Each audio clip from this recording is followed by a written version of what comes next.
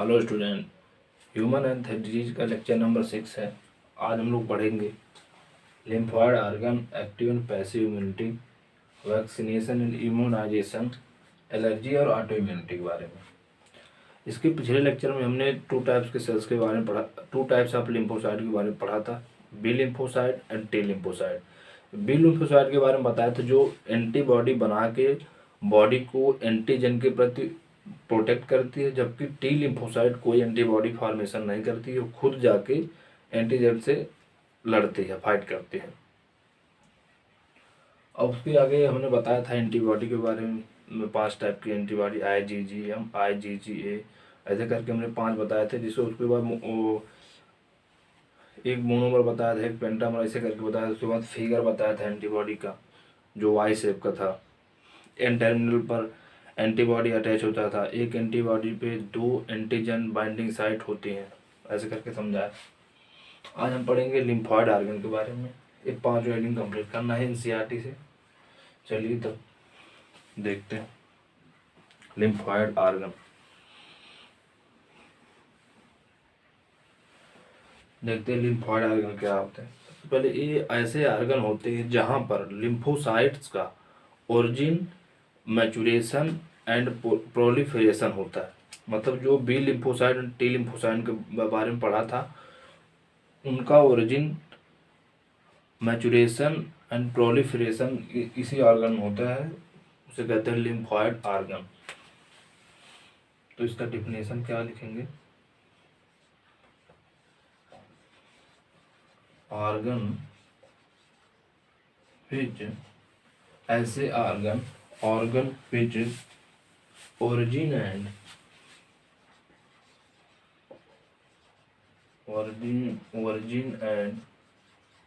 maturation,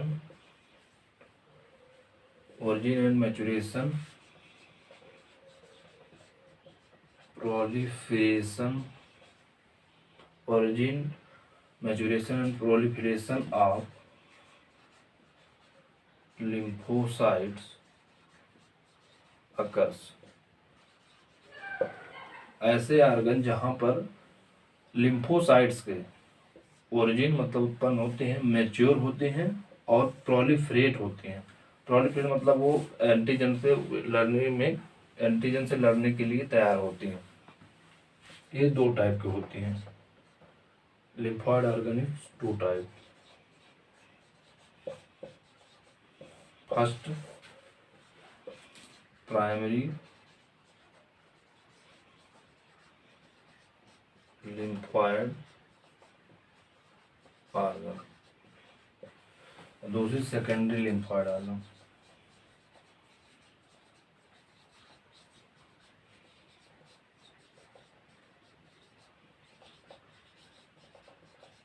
primary lymphoid organ और secondary lymphoid organ, 2 types के lymphoid organ होते हैं। इसमें क्या क्या देखना है? ऑर्गन विच ओरिजिन, ये हो गया, डेफिनेशन हो गया। तो lymphocyte, primary lymphoid organ, secondary lymphoid organ. Primary lymphoid organ में हमें 2 पढ़ना है। ये है बोन मैरो,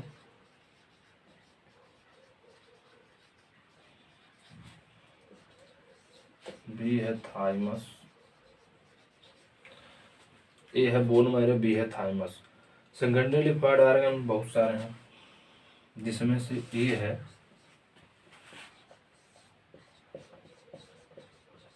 स्प्लीन, बी है लिम्फ नोड, सी है pairs patches in small intestine of mucosa, small intestine. 4th number पे है अपेंडिक्स।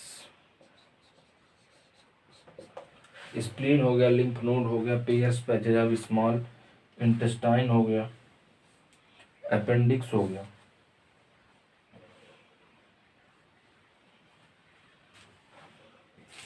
इतना सब पढ़ना है। Primary lymphoid organ, secondary lymphoid organ.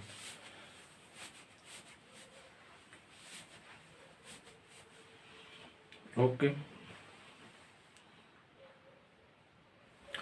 तो इस प्रकार से हमने पढ़ा लिम्फॉइड ऑर्गन। ऐसे ऑर्गन जहाँ पर origin, maturation and proliferation of lymphocytes, lymphocytes का ऑरिजिन, मैचुरेशन, प्रोलिफरेशन होता है, उसे लिम्फॉइड ऑर्गन कहते हैं। टू टाइप्स के होते हैं, primary lymphoid organ, secondary lymphoid organ.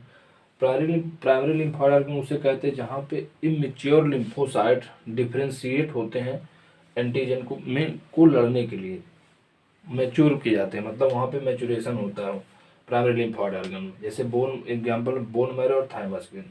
जबकि सेकेंडरी लिम्फॉइड ऑर्गन में वो मैच्योर हो जाते हैं, मैच्योर होने के बाद उन्हें साइट प्रोवाइड किया जाता है, तो provide site for interaction of lymphocyte with the antigen. Secondary lymphoid organ में जो लिम्फोसाइट होते हैं उन्हें एंटीजन से इंटरेक्ट करने के लिए कंप्लीट तैयार किया जाता है, मतलब तैयार हो जाते हैं, उसमें सेकेंडरी लिम्फॉइड ऑर्गन में भेज दिया जाता है। प्रोलिफरेट बिकम इफेक्टेड, मतलब ये एंटीजन से फाइट करने लगते हैं सेकेंडरी लिम्फॉइड ऑर्गन में। एग्जाम्पल के लिए spleen, lymph node, pairs patches in small intestine, appendix में बोन मैरो। अब इन दोनों को एक बार बता देंगे और इन चारों को एक बार बता दें, तब तक देखिए।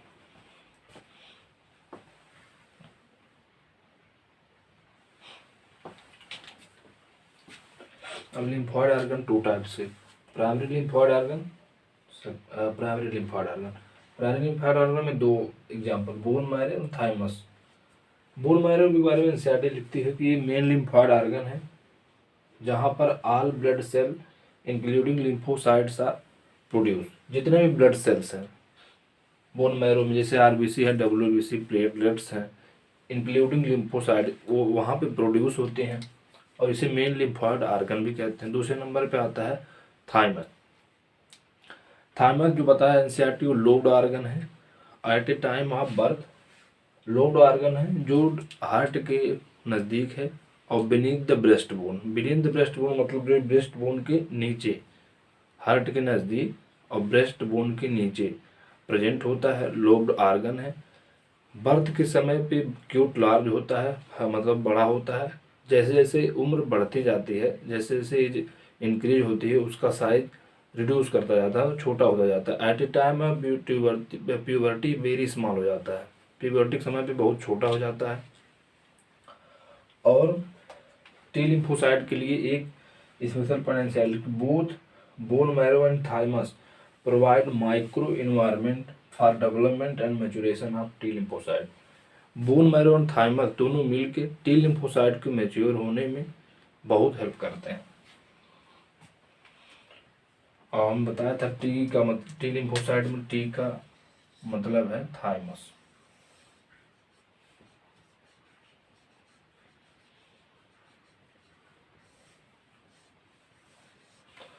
तो provide micro nutrient, micro environment, micro nutrient. Both bone marrow and thymus provide micro environment for development and maturation of T lymphocyte, और टी का मतलब होता है थाइमस। तो अभी तक मैंने क्या बताया, दो टाइप प्राइमरी लिम्फॉइड ऑर्गन में दो एग्जांपल बताया, पहला बोन मैरो, दूसरा थाइमस। बोन मैरो को हमने बताया मेन लिम्फॉइड ऑर्गन है जहाँ पर सारे ब्लड सेल्स और लिम्फोसाइट प्रोड्यूस होते हैं। दूसरे नंबर पे आया थाइमस जो एक लोब्ड ऑर्गन है, हार्ट के नज़दीक beneath the breast bone present है, और ये at a time of birth, जन्म के समय ये बहुत बड़ा होता है, लेकिन जैसे जैसे उम्र बढ़ती जाती है इनका साइज छोटा होता चला जाता है, लेकिन एडल्ट और प्यूबर्टिक समय और जैसे जैसे और एज बढ़ जाती है बहुत स्मॉल हो जाता है। एक इसमें नोट लिखा है कि both bone marrow and thymus provide micro environment for development and maturation of T lymphocyte. अब इसके बाद आएगा सेकेंडरी लिम्फॉइड ऑर्गन। देखिए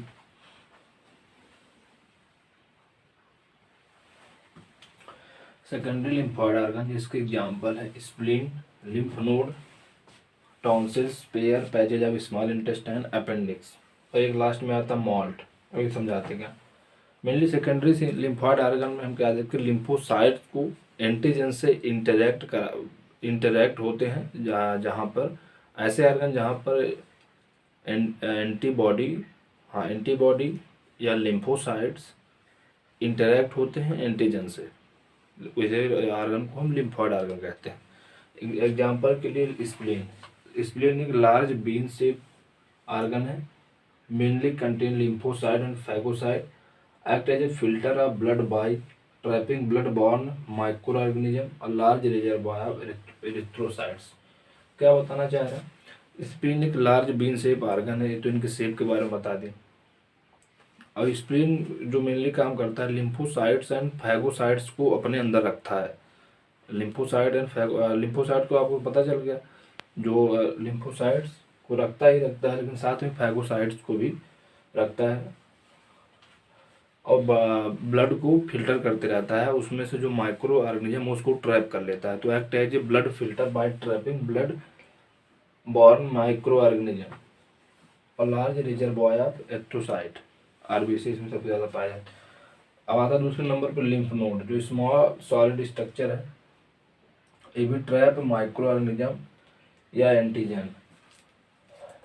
लिम्फ नोड भी माइक्रो ऑर्गेनिज्म या एंटीजन को ट्रैप करता है, इसके कारण जो responsible for activation of lymphocytes, micro organism या एंटीजन को ट्रैप करके लिम्फोसाइट्स को एक्टिवेट करता है, मतलब इम्यून सिस्टम को एक्टिवेट करता है, responsible for activation of lymphocytes. अगले नंबर पे आता है टॉन्सिल्स, ये भी एक सेकेंडरी लिम्फॉइड ऑर्गन है, पेयर्स पैचेक ऑफ स्मॉल इंटेस्टाइन और एक अपेंडिक्स। लास्ट में आता है जो 3 ट्रैक बताया NCERT, respiratory track, digestive track और urogenital track. Respiratory track, digestive track मतलब एलिमेंट्री कैनाल, यूरोजेनिटल ट्रैक, इन तीनों ट्रैक के म्यूकोसा में जो लिम्फॉइड टिश्यू अटैच होते हैं वो भी एक सेकेंडरी लिम्फॉइड ऑर्गन की तरह काम आते हैं, जिसे कहते हैं म्यूकोसा एसोसिएटेड लिम्फॉइड टिश्यू, और ये लिम्फॉइड टिश्यू का 50% होते हैं।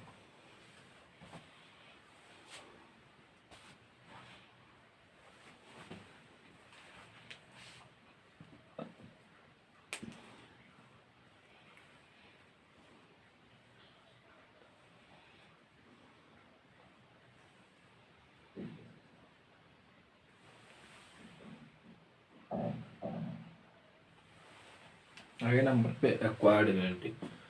Acquired immunity 2 types, active immunity और पैसिव इम्यूनिटी। एक्टिव इम्यूनिटी में क्या होता है, ऑर्गेनिज्म के ऊपर मतलब होस्ट के ऊपर पैथोजन या एंटीजन, पैथोजन जब एंटीजन डायरेक्टली इन्फेक्ट करे होस्ट को, तो होस्ट के अंदर नेचुरली एंटीबॉडी का फॉर्मेशन होके उस एंटीजन से फाइट कर सके, ऐसे इम्यूनिटी को एक्टिव इम्यूनिटी कहते हैं। ये बहुत स्लो होता है और फुल इफेक्टिव रिस्पॉन्स करने में टाइम लगता है। Slow and takes time to give its full effective response, मतलब स्लो होता है और फुल इफेक्टिव रिस्पॉन्स लेने में से समय लगता है। अंग्रेजी में क्या लिखा है, when host is expose to antigen in the form of living या डेड माइक्रोब्स या other proteins, the antibody are produce in host body, that is called active immunity. वही मैंने बताया। अच्छा, एक्टिव इम्यूनिटी 2 टाइप्स की होती है, नेचुरल और आर्टिफिशियल। नेचुरल मतलब नेचुरली पैथोजन जब आपको इन्फेक्ट करे उसके बाद आपके अंदर जो एंटीबॉडी फॉर्म होकर, एंटीबॉडी फॉर्मेशन होकर आपके बॉडी को प्रोटेक्ट करे, तो ऐसे इम्यूनिटी को नेचुरल एक्टिव एक्वायर्ड इम्यूनिटी कहते हैं। एक है आर्टिफिशियल। आर्टिफिशियल में आता है वैक्सीन या वैक्सीनेशन। वैक्सीनेशन में क्या करते हैं, लिविंग माइक्रोब्स को इन डिलिबरेटली अमाउंट, मतलब एक लिमिटेड अमाउंट में आपके अंदर इंजेक्ट करते हैं। उसे इंजेक्ट करने पे आपके अंदर एक एंटीबॉडी या मेमोरी सेल बन जाती है। जब उसी पैथोजन का जब दोबारा इनकाउंटर होता है तो आपके अंदर पहले से एंटीबॉडी फॉर्म रहती है, जिससे उसके बाद उसी पैथोजन को लड़ने में हेल्प करती है। तो वैक्सीन देते हैं, तो वैक्सीन तो दे दिए, होल ऑर्गेनिज्म आपके अंदर इंजेक्ट कर दिए, लाइव पैथोजन को इंजेक्ट करिए, लेकिन उसकी पैथोजेनिसिटी लॉस होती है, उसे इंजेक्ट कर दी, और उसके बाद आपके अंदर जाने के बाद एंटीबॉडी फॉर्मेशन हो गई। अब जब दोबारा उसी ऑर्गेनिज्म वही पैथोजन जब आपको डिजीज कॉज करेगा, मतलब इंजेक्ट करेगा, अंदर जाएगा डिजीज कॉज करने के लिए, तो आपके अंदर पहले से एंटीबॉडी फॉर्म रहेगी और वो एंटीबॉडी एंटीजन को मार देगा। तो एक आर्टिफिशियली, एक नेचुरली। दूसरे नंबर पर पैसिव इम्यूनिटी। पैसिव इम्यूनिटी में क्या होता है, इसके अंदर रेडीमेड एंटीबॉडी को आपके अब बॉडी के अंदर होस्ट के बॉडी के अंदर इंजेक्ट कर दिया जाता है और वो एंटीजन को ख़त्म कर देता है। ये भी दो टाइप के होते हैं, एक नेचुरल और एक आर्टिफिशियल। नेचुरल में मदर से फीटस में जाता है, वो एंटीबॉडी का नाम होता है IgG एंटीबॉडी। और मदर से इन्फेंट में अच्छा मदर से फीटस में जाता है IgG एंटीबॉडी वाया प्लेसेंटा। अच्छा हमने बताया था IgG एंटीबॉडी, जब टाइप्स ऑफ एंटीबॉडी पढ़ा रहे थे तो IgG एंटीबॉडी में एक पॉइंट क्या था, क्रॉस द प्लेसेंटा, तो यही प्लेसेंटा क्रॉस करता है, वाया प्लेसेंटा जाता है फीटस के अंदर। और मदर से इन्फेंट में जाता है IgA antibody via cholesterol during lactation, via cholesterol. ठीक, तो ये नेचुरल पैसिव इम्यूनिटी का एग्जांपल है, मदर से फीटस के अंदर IgG एंटीबॉडी आना वाया प्लेसेंटा, और मदर से इन्फेंट के में जाना वाया कोलेस्ट्रॉल लैक्टेशन के दौरान। अच्छा, स्नेक बाइटिंग के समय एक आर्टिफिशियल एंटीबॉडी दिया जाता है, एंटीवेनम,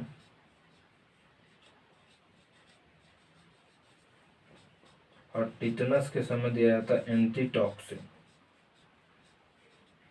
ये भी है कि pre formed antibody, readymade antibody host के अंदर इंजेक्ट करने से बॉडी प्रोटेक्ट हो जाती है। तो यह है अभी इम्यूनिटी के बारे में, एक्टिव इम्यूनिटी और पैसिव इम्यूनिटी। वैक्सीन के बारे में सुन लीजिए क्या होता है। इनडेलिबरेटली अमाउंट या लिमिटेड अमाउंट में इनएक्टिवेटेड पैथोजेंस या वीकेंड पैथोजन को होस्ट के अंदर इंजेक्ट कराया जाता है, उसी को वैक्सीन कहते हैं।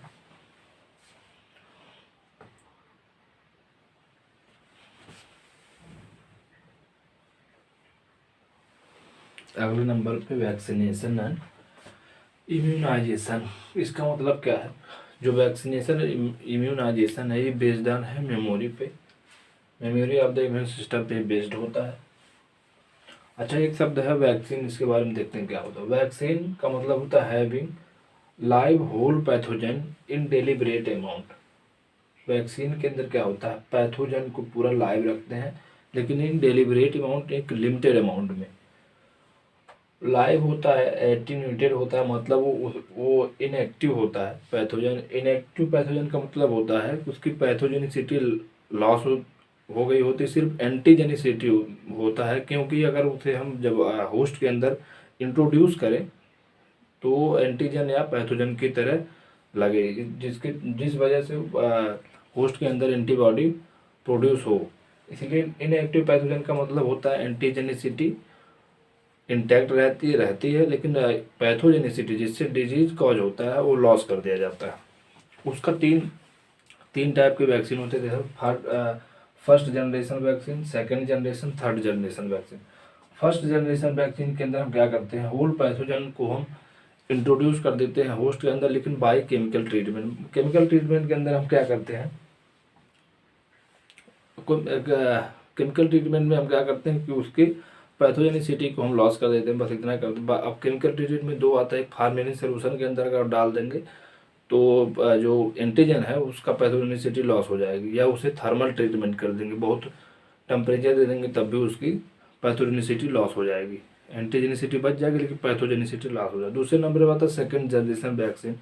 सेकंड जनरेशन वैक्सीन में हम क्या करते हैं, एंटीजेनिक जीन, एंटीजन के अंदर जो जीन होगा उसे आइसोलेट कर देंगे, उससे हम प्रोटीन बना लेंगे, और प्रोटीन बनाने के बाद डायरेक्ट होस्ट के अंदर इंजेक्ट कर देंगे। कैसे निकालेंगे, bye recombinant DNA technology, antigenic protein isolate bye recombinant DNA technology. उसके बाद उसे एज ए वैक्सीन उसे यूज कर लेंगे, और यूज कर लिया गया है हेपेटाइटिस बी का वैक्सीन प्रोड्यूस फ्रॉम ईस्ट, यही टेक्नोलॉजी यूज करके तो पूछा जाता है। सेकेंड जनरेशन वैक्सीन में हम सेकेंड जनरेशन वैक्सीन को आइसोलेट करते हैं, यूज करते हैं किस टेक्नोलॉजी से, recombinant DNA technology. Third generation vaccine में क्या करते हैं, हम एंटीजन के अंदर जीन को आइसोलेट करते हैं और होस्ट के एम्ब्रियोनिक स्टेज में ही हम उसे इंसर्ट कर देते हैं, और उसके प्रत्येक जीन में ये जीन, प्रत्येक जीन के प्रत्येक सेल में ये जीन पहुंच जाती है और उसे पूरे लाइफ टाइम के लिए हो जाता है। इसे डीएनए वैक्सीन या जेनेटिक इम्यूनाइजेशन कहते हैं। तो अभी तक हमने आपको पढ़ाया सबसे पहले लिम्फॉइड ऑर्गन, टू टाइप्स के, प्राइमरी लिम्फॉइड ऑर्गन और सेकेंडरी लिम्फॉइड ऑर्गन। प्राइमरी पढ़ाया बोन मैरो और थाइमस, और सेकेंडरी लिम्फॉइड ऑर्गन पढ़ाया spleen, lymph node, tonsils, pair passage of small intestine, appendix, और एक माल्ट पढ़ा है म्यूकोसा एसोसिएटेड लिम्फोइड टिश्यू। दूसरे नंबर पर पढ़ा है एक्वायर्ड इम्यूनिटी, टू टाइप्स के, एक्टिव, पैसिव। नेचुरली इन्फेक्ट करता है पैथोजन जो इम्यूनिटी होस्ट के अंदर प्रोड्यूस होती है अगेंस्ट एंटीजन, उसे हम एक्टिव इम्यूनिटी कहते हैं। स्लो होता है, टाइम लेता है इफेक्टिव रिस्पॉन्स करने के लिए। पैसिव इम्यूनिटी क्या होता है, रेडीमेड एंटीबॉडी हम होस्ट के अंदर इंट्रोड्यूस कर दें प्रोटेक्ट करने के लिए, तो उसे हम पैसिव इम्यूनिटी कहते हैं। दोनों में नेचुरल और आर्टिफिशियल है। एक्टिव इम्यूनिटी में नेचुरल जो है अगेंस्ट पैथोजन, जब डायरेक्ट इंजेक्ट करें तो उसे कहते हैं natural passive, natural active immunity. और इसमें एक आर्टिफिशियल है जिसे कहते हैं वैक्सीन या वैक्सीनेशन। पैसिव में नेचुरल में आता है जब मदर से वाया प्लेसेंटा फीटस में जाता है IgG एंटीबॉडी, तो एक नेचुरल का एग्जांपल है। और एक IgA एंटीबॉडी मदर से इन्फेंट में वाया क्लोस्ट्रम जाता है, तो उसे नेचुरल का। और आर्टिफिशियल में स्नेक बाइट कर ले, सांप काटने पे हम रेडीमेड एंटीबॉडी जिसे हम एंटीविनम के नाम से जानते हैं, उसे देने पर जो जहर है उसे ख़त्म हो जाता है, जिसे एंटीविनम कहते हैं। वो भी पैसिव इम्यूनिटी का एग्जांपल है, वो आर्टिफिशियल। और एक आता है टिटनस के केस में हम एंटीटॉक्सिन देते हैं, वो भी एक टाइप का एंटीबॉडी ही होता है, टॉक्सिसिटी को लॉस कर देता है। इतना हमने पढ़ा, उसके बाद ही पढ़ लिया। अब इसके आगे पढ़ेंगे एलर्जी और लास्ट में ऑटो इम्यूनिटी। देखिएगा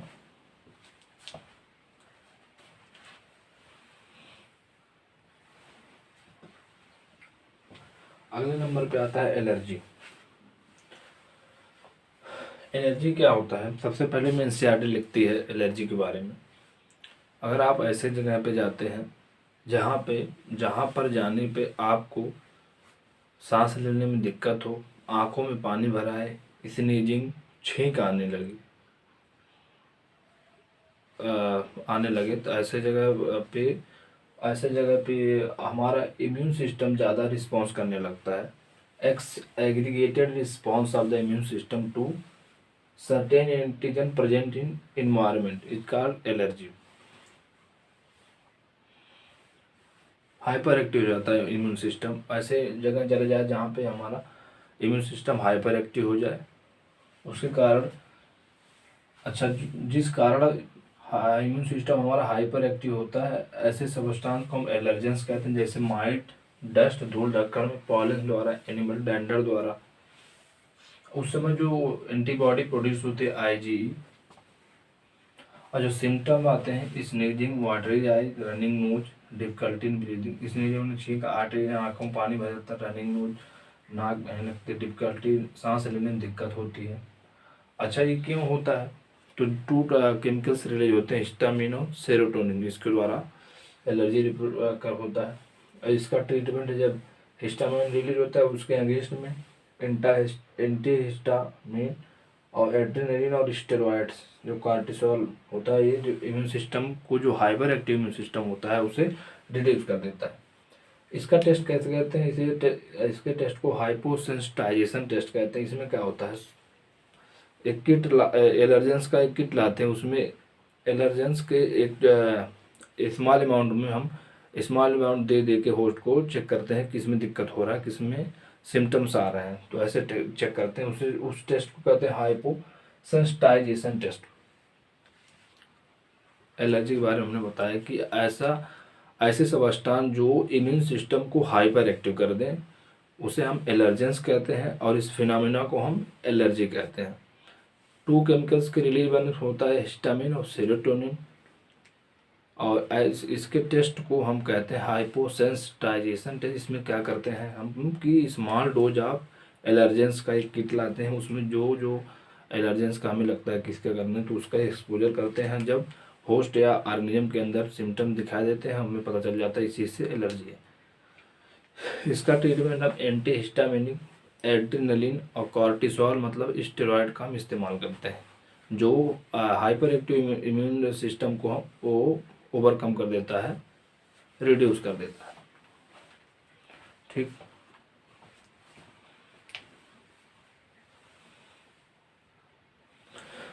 लास्ट में एक हेडिंग आता है ऑटो इम्यूनिटी। ऑटो मतलब सेल्फ, इम्यूनिटी मतलब खुद की इम्यूनिटी। प्रेजेंट बॉडी में प्रेजेंट खुद की इम्यूनिटी जब ये पहचानने में असफल हो जाए, मतलब ये अपनी सेल है, अपना और पराया में पहचानने का जो एबिलिटी हो इम्यून सिस्टम के पास ख़त्म हो जाए, तो उसे कहते हैं ऑटो, ऐसे डिजीज को कहते हैं ऑटो इम्यून डिजीज, फिनोमिना को ऑटो इम्यूनिटी कहते हैं। इसमें क्या होता है, जो बॉडी की इम्यून सिस्टम होती है अपने सेल को पहचानने में असफल हो जाती है और अपने ही सेल पे वो अटैक करने लगती है। इनसे रिलेटेड ड्यू टू जेनेटिक या अदर अननोन रीजन नहीं पता है, जेनेटिक भी हो सकता है, अदर रीजन भी हो सकता है। ऐसे डिजीज को हम ऑटो इम्यून डिजीज कहते हैं। एग्जाम्पल क्या आता है, रीमेटॉइड आर्थराइटिस, एक होता है मैस्थेनिया ग्रेविस, एक होता है Hashimoto disease. Body of immune system do not discriminate between self and non self cell, और बॉडी इम्यून से body attack on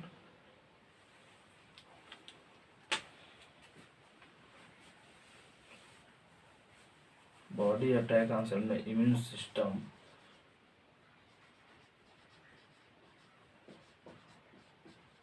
attack on self cell, जो बॉडी की खुद की इम्यून सिस्टम है अपने ही सेल पे अटैक करने लगे ड्यू टू जेनेटिक या अदर अननोन रीजन, उसे ऑटो इम्यूनिटी कहते हैं। इसमें एग्जांपल आता है रीमेटॉइड आर्थराइटिस, मैस्थेनिया ग्रेविस और हाशिमोटो डिजीज। अब एक बार समझ लेते क्या क्या हमने पढ़ा। लिम्फॉइड ऑर्गन पढ़ा, दो टाइप के, प्राइमरी सेकेंडरी। उसके बाद इम्यूनिटी पढ़ा, ऑटो एक्वायर्ड में दो टाइप का, एक्टिव एंड पैसिव इम्यूनिटी। उसके बाद पढ़ा वैक्सीनेशन एंड इम्यूनाइजेशन, मतलब वैक्सीन तीन टाइप के, first second third generation vaccine. उसके बाद हमने पढ़ा एलर्जी और लास्ट में पढ़ा ऑटो इम्यून डिजीज। ओके, अगले नंबर पढ़ेंगे alcohol, drugs and alcohol abuse. उसके बाद ये चैप्टर होगा। ओके।